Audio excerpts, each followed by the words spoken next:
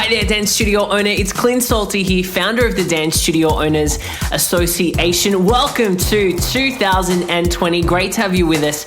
And over the next 6 weeks, I'm bringing you a brand new series where I've actually been interviewed by the incredible Richa from the Dance Podcast. Now, in these 6 episodes, we're going to talk about everything from feeling relevant now in the fast-moving pace with technology, how to be an authentic leader, what happens when you feel complacent in your business and you're kind of just tracking along and you kind of don't want anything else, how to get that motivation and edge. We're going to talk about disrupting the norm and how do you stand out from all of the other dance studios that are in your local area. We talk about expectations of yourself, of your team members, how to get the most out of your team, and also how to not be fearful of other people's opinions and to make sure that you are running your dance studio and nobody else is.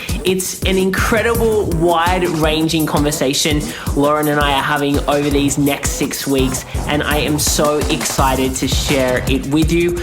Before we get into it, we have also opened the doors to our Inner Circle program where my team and I work closely with a group of studio owners. If you want more details on that program, go to dsoa.com/inner circle. Now let's get on with the show.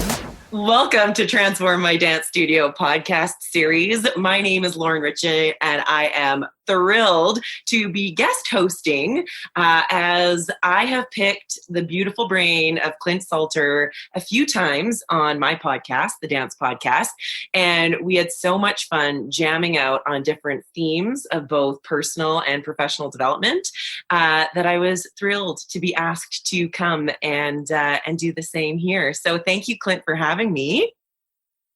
Yeah, so excited to be continuing our conversation. Yes. So this is an interesting one for me because I think that we both read a lot of business books and leadership books. And I also dove a little bit into some tribalism, believe it or not. Okay, here we go. Yeah, Dr. Mario Martinez talks about tribal shaming and all the things. But so this idea of normal behavior, accepted philosophies, behaviors, approaches. And yet we know from a lot of the business literature that like the most successful businesses often disrupt the norm in some way. And this can be both inside the studio or in the dance community at large. And so I thought, oh my goodness, I think that we should riff on this a little bit. Yeah. That a lot of dance studio owners, they open their studio because they want to do something different. They want some kind of disruption, or they feel like they have something different to offer. So I'm wondering, what does the word disruption mean to you, and how do you see it show up in dance studio owners? Yeah, sure. I think disruption is super interesting, especially because like now we're having more conversations around it because businesses think it's sexy to be a disruptor. You know, Airbnb, Uber, Facebook, these companies are seen to be disruptors. And I remember I was doing an interview and someone's like, how are you going to disrupt, this industry? And what's your views on disruption? And I'm like, I'm a lot less interested in disruption. I'm really interested in how to make the things people are already buying better, right? Like for me, that in itself is disruption without it being something new that we've never seen before. Let's be honest, that's going to be like 0.00001% of ideas that actually turn into something that the world knows about. And so my philosophy is always about looking at what is currently existing. And this is a great example of a dance studio. Like you identified, people like love to dance. They like open a dance studio, sometimes because what they think is needed in their local area isn't there. There isn't someone that's doing it the way that they think it should be done. But it's not really disruption. It's really just bringing themselves into the business and making the business more about their values, being mission driven, having a strong vision for their business, and then going about running the studio the way that they think it should be ran from a training perspective, from a customer experience place. And so I think really that is really the key for me. And so disruption, I think, can take many different forms. But for me, I think disruption is, how can you do something better than anybody else? And I think by thinking like that, you are disrupting, right? Because you are doing something that your customer hasn't experienced before, or your students haven't experienced, or your parents, or even your faculty, like from a leadership perspective. I think there's a lot of fascinating conversations that can come out of this. Yeah, I'd love to share. I was having a casual conversation with one of your inner circle members, and they shared what I would view as almost like a bit of a disruption in the most beautiful way, writing at least, I believe it was 3 thank you or appreciation notes to their clients. It might have been every month, might have been every week, I'm not sure, but just that quality care and that tenderness that is rooted in values and mission, but also it could be considered almost disruptive, because I've never heard of any other person doing that for their clients. Yeah, we love letter writing in the inner circle. That totally. And I think it has to come back to, like, what is your objective? Like, what are you trying to achieve? Because when I think, like I said, disruption is sexy. So when you go in and you're like, I'm going to disrupt the industry, I'm going to be the disruptor for the dance studios. You really have to go back to, like, what is the objective? What are you trying to achieve? And then thinking about the action that you can take to achieve that objective. And I really think it's kind of as simple as that. Yeah, I love that. So I find that a lot of the times, whether it's intentional or not, studios can get caught in a comparison game. And essentially, if even whether it's a small town or a big town, I'm learning it doesn't matter. It does not matter. It still exists. So how do you guide any kind of studio owner to really, I call it stay in their own lane, but maybe the word is differentiator. Like, how do you coach studio owners to find and really communicate what makes them special or different, or how that experience can be different for their clients? Yeah, I think comparison hits all of us, right? Like, none of us are immune to comparing ourselves, our businesses. There's that great Theodore Roosevelt quote, comparison is the thief of joy, which I love so much. And it's so true. And I think as well, there's a resurgence of this quote, because when we look at things like social media, we are continuously comparing ourselves. And if I look at our dance studio community, a wonderful community that we work with, I often get questions like, I've noticed the studio up the road has started using the same language we do for our preschool classes. Or I've noticed that someone's using our colors, or someone's scheduled their recital for the same day as ours. Or I've seen them doing this, and like, we had that idea first. And so there's comparison going on continuously. And beforehand, I remember when I had my dance studio, I only really knew what was going on if I read an editorial in the newspaper, in the local newspaper, or people were advertising in the local newspaper, or I saw studios at competitions. Otherwise, I had no idea what was going on. And I quite like that, because you put your blinders on, like the horses, you put the blinders on and you can only see straight in front of you.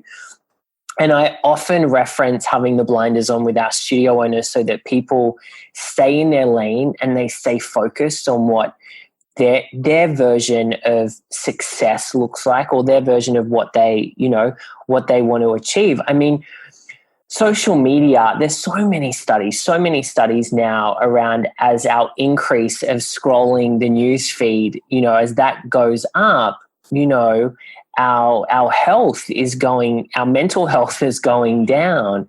and when it comes to social media, like for me, I'm not a user of Instagram, but I have an Instagram account to like stay up to date with like what my friends are doing.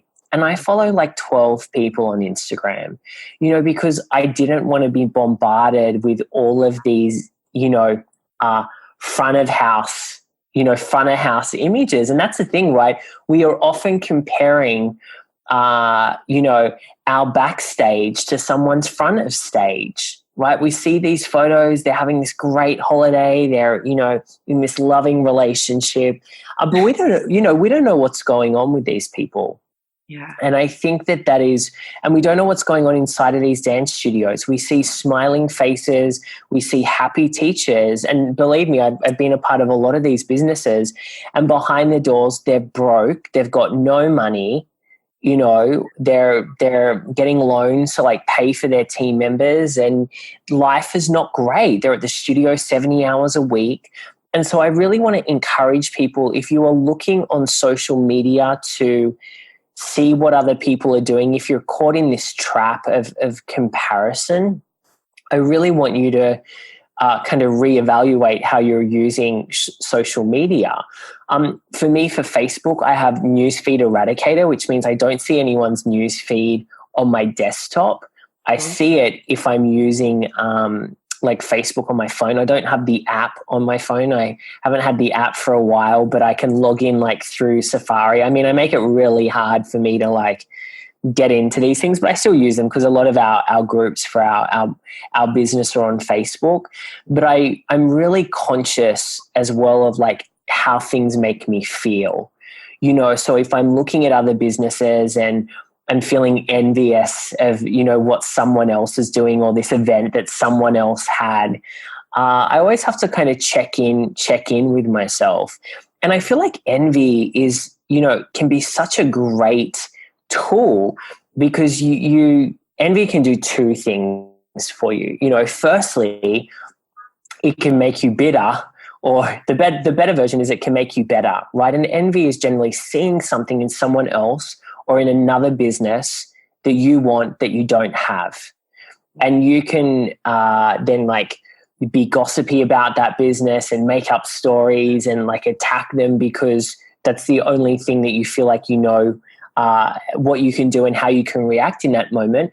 Or you can identify, okay, I'm feeling something's going on here. Like I've seen this dance studio at this competition with all these trophies and all of these amazing costumes, and they've, nailed it, and they're in my local area and they're my competition. And you can look at that and use it as inspiration to be better, to identify, okay, what do I need to do? Like use that as motivation. I mean, for me, it's like such a thrill using it that way. Okay, what's going on here that I want? And how can I achieve that? Such a good way to use envy versus the negative, heavy emotion we can sometimes get drawn into when we become envious of someone or something. So yes, comparison is everywhere.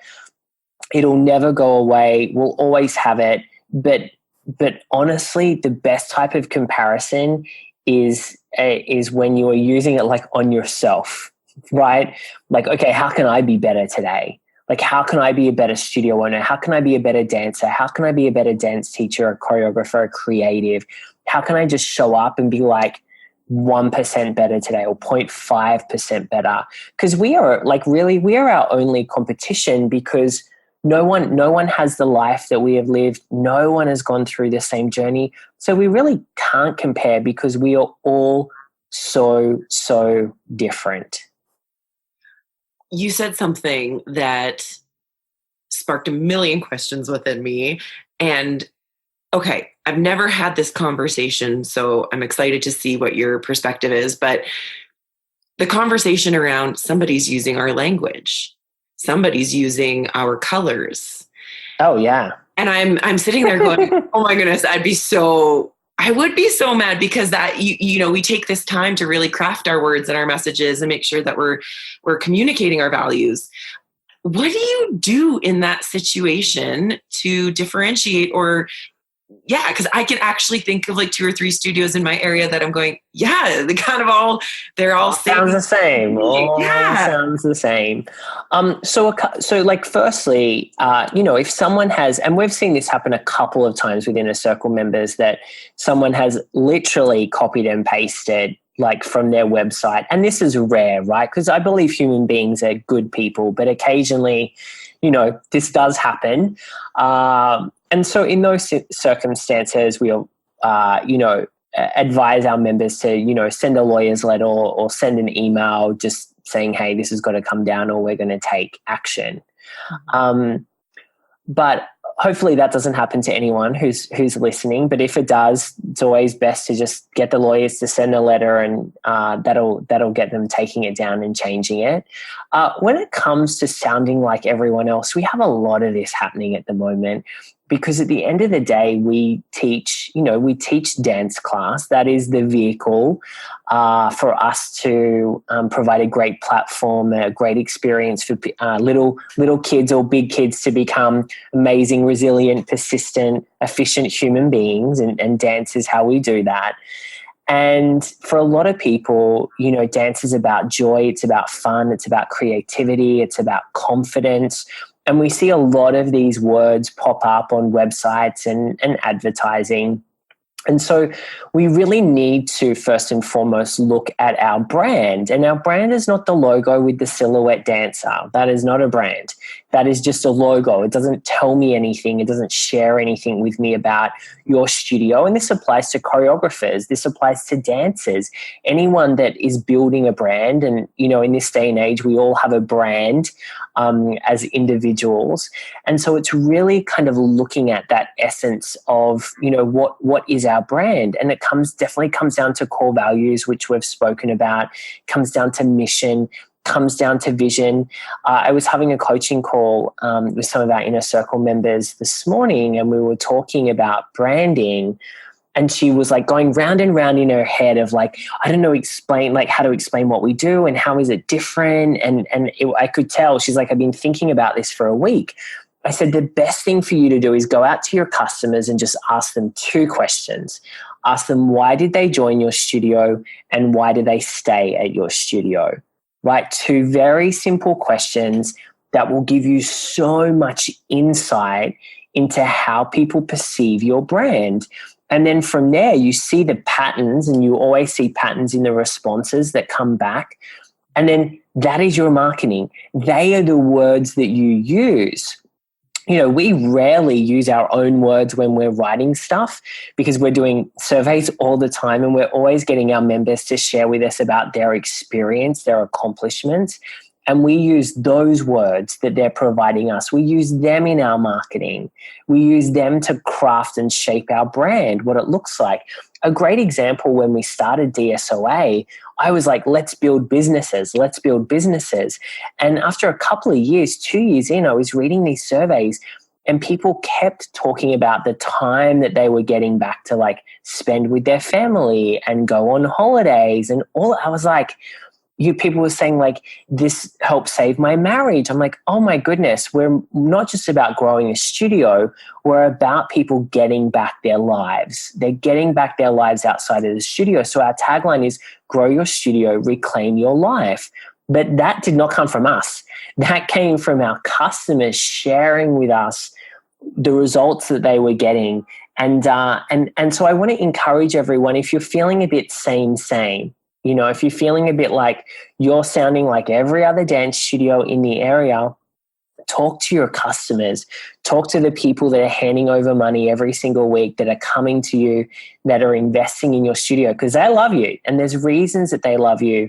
And it's your job as the CEO of your studio to get those reasons out from your customers, and then share those stories with your potential students. And guys, this is the same if you're a choreographer, a teacher, a creative. It's exactly the same. Go to your customers. If you're a dance teacher, go to the studio owners that you work for and ask them these exact same questions. Why did you hire me? Why do you continue to hire me?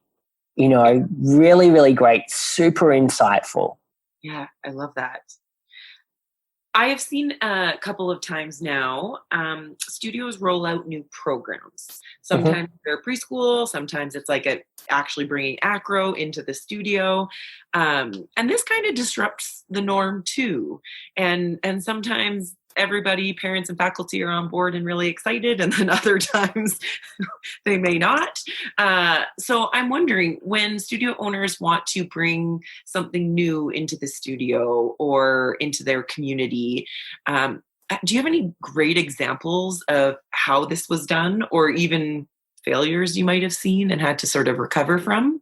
Yeah, I mean, I think this year there's been a couple of things that some of our members have rolled out. One of them is year-round enrollment, so that in the US, I know also in other places of the world as well, we start the season and we end the season at a certain time, and then there's a break where we normally have like summer programming, maybe summer workshops or summer camps. And so a few of our studios, probably over the last couple of years, have introduced year-round enrollment. And so this is kind of a disruptor for the industry, because these parents, students aren't really used to year-round enrollment. They're used to like going for maybe 9 to 10 months and then taking a break or going into summer programming.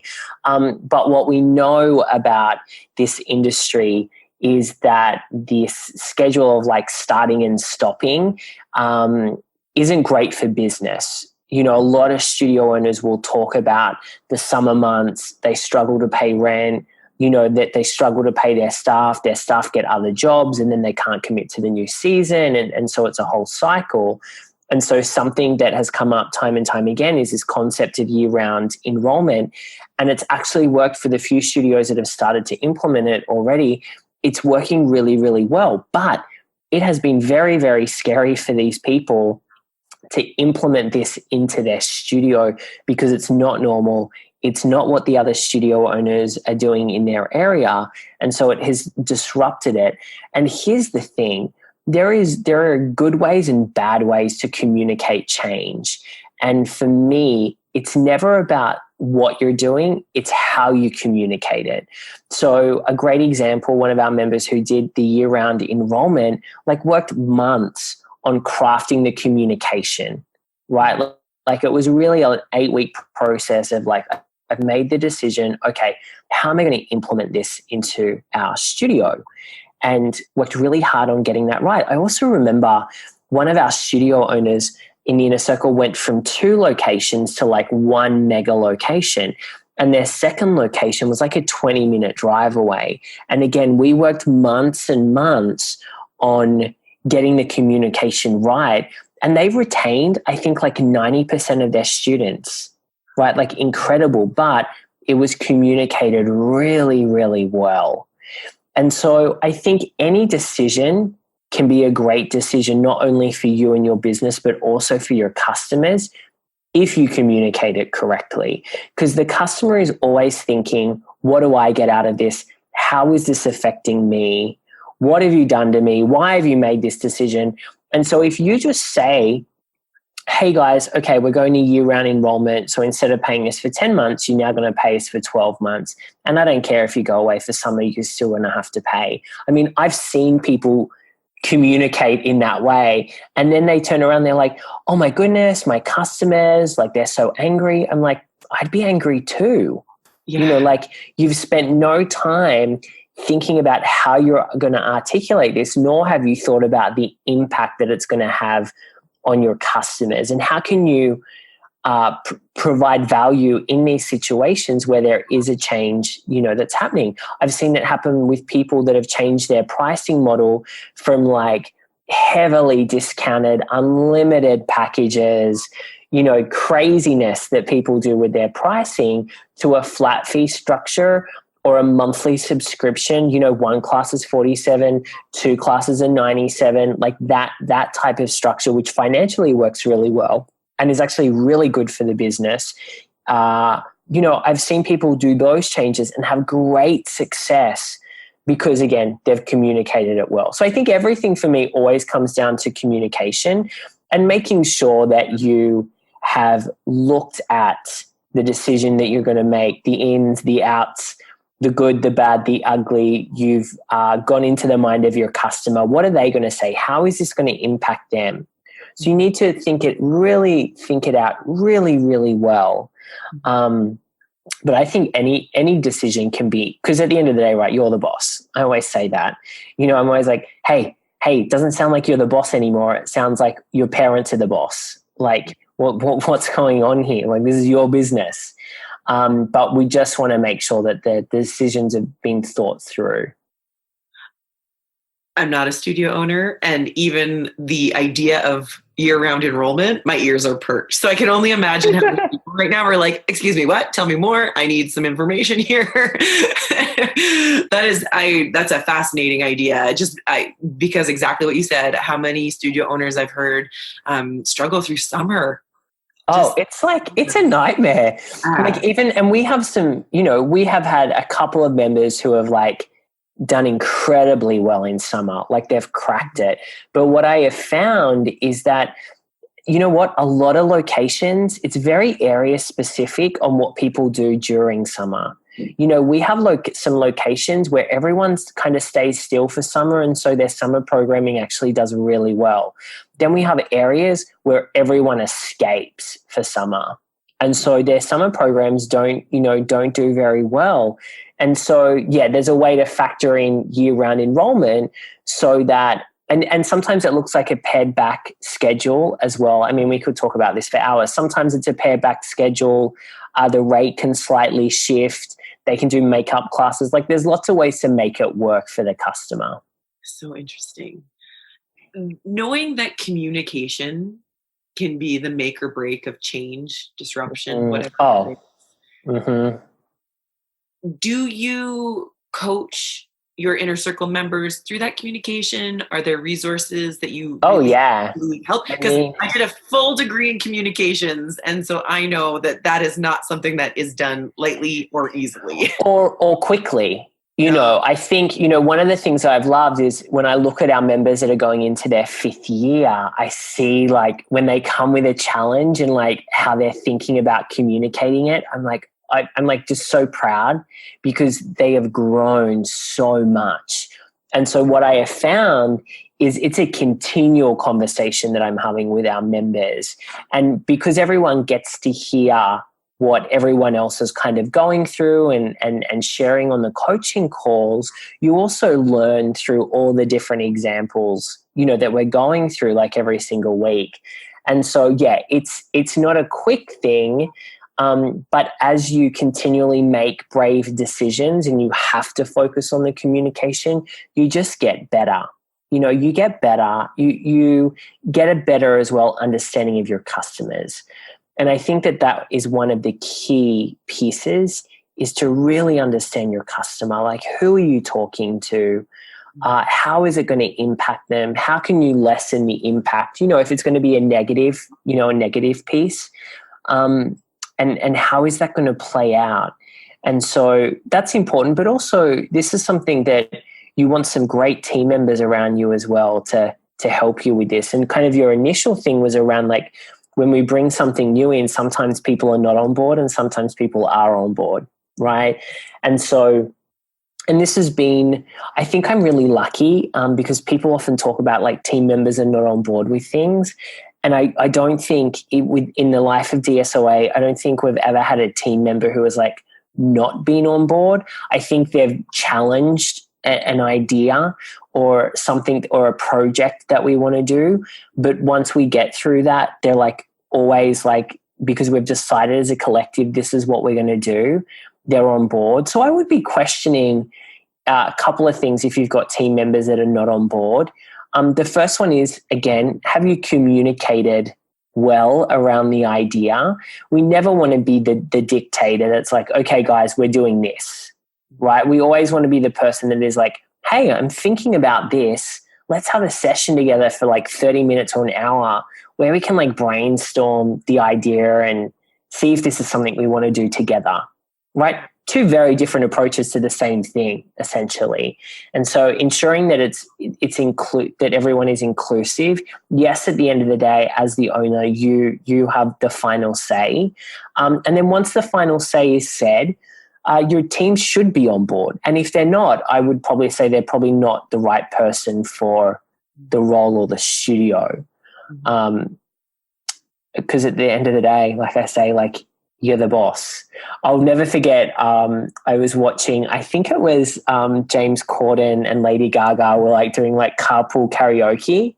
Yeah. And James was like, I can't even remember the example, but she was saying something like she makes decisions really quickly and changes things.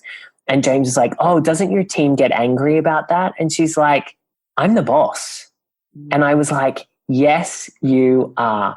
And so is everyone else that is listening, that is the boss, the owner, the boss of themselves as a choreographer or a dancer, the CEO of the studio. We're the boss at the end of the day, and you're paying the bills and you're paying the wages. And, you want to involve your team in as much as possible and get feedback. But then, you make a decision and you move forward, and you want everyone on that moving forward train with you. That's really important. And if they're not, probably not the right people. Well, and a lot of the times being more on the faculty side, chances are if they have a hesitation or a concern, it's valid. They're in the studio. They're talking to the parents. Like, there's probably very valuable there. And something that I noticed is it is really, really helpful when studio owners have these conversations and actually give the teachers a little bit of a script, or at least some one or two liners that can help answer the questions that keep coming up. So everyone does have that seamless communication and there's like a clarity around what's actually being said. Yes. Yeah, that's real. I mean, clear communication throughout the organization, the studio is really important. And we're lucky. There's so many tools now online where we can share what's going on. We talk about like doing a weekly video for your faculty on like updating them, like the week that was, the week that's coming, and so there's so many cool communication tools we can use now to keep everyone informed with what's going on. So there's really no excuses for people to feel like they're in the dark any longer.